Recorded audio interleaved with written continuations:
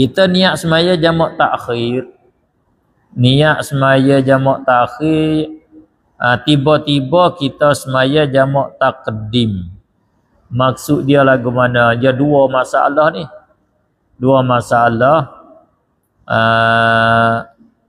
Iaitu dia sudah semaya zuhur, dalam semaya zuhur, dia niat nak jamak semaya asar dalam waktu zuhur. Sudah semaya zuhur, dia bangun semaya bangun semaya asar. Bangun semaya asar dalam waktu zuhur. Hakikat semaya asar dalam waktu zuhur nama dia jamak takdim. Tapi dia niat semaya jamak takhir. Saja aku semaya fardu asar jamak takhir kerana Allah. Lagu tu.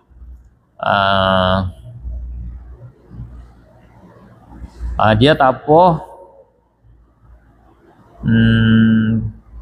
Dia nak niat, dia tak wajib niat jamak di dalam semaya.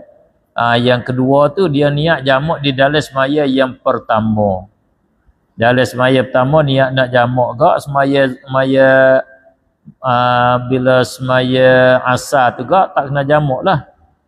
Tak kena niat jamak, niat semaya asar tak apa dah.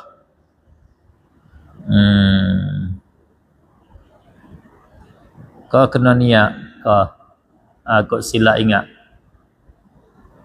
Syarat nak sah jamak. Syarat nak sah jamak kena niat di dalam semaya yang pertama nak jamak.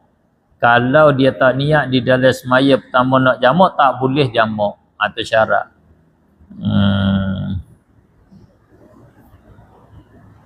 Bila semaya asar pula dalam waktu zuhur,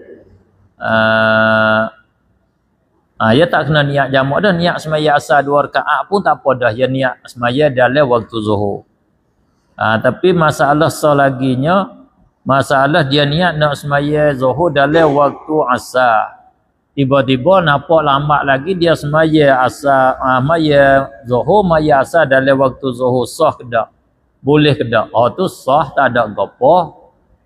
Moga waktu zuhur tak luput lagi, nama dia tuai waktu.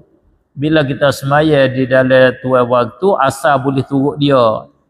Bila asar boleh turut, kita niat semaya, niat nak jamak asar dalam waktu zuhur. Kita tukar niat lah. Tukar niat asar nak maya zuhur dalam waktu asar. Kemudian kita niat pula semaya asar dalam waktu zuhur. Sah tak? Sah, tak ada apa. Boleh.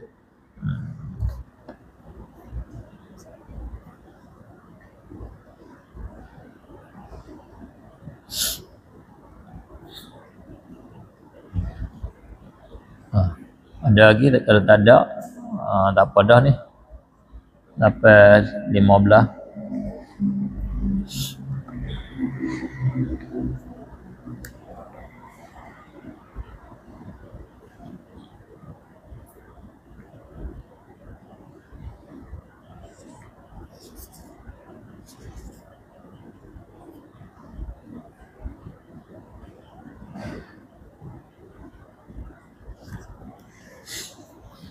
Alhamdulillahi Rabbil Alamin. Allahumma salli ala Sayyidina Muhammad wa ala alihi wa sahbihi wa barik wa sallim tasliman katsiran birahmatika ya arhamar rahimin.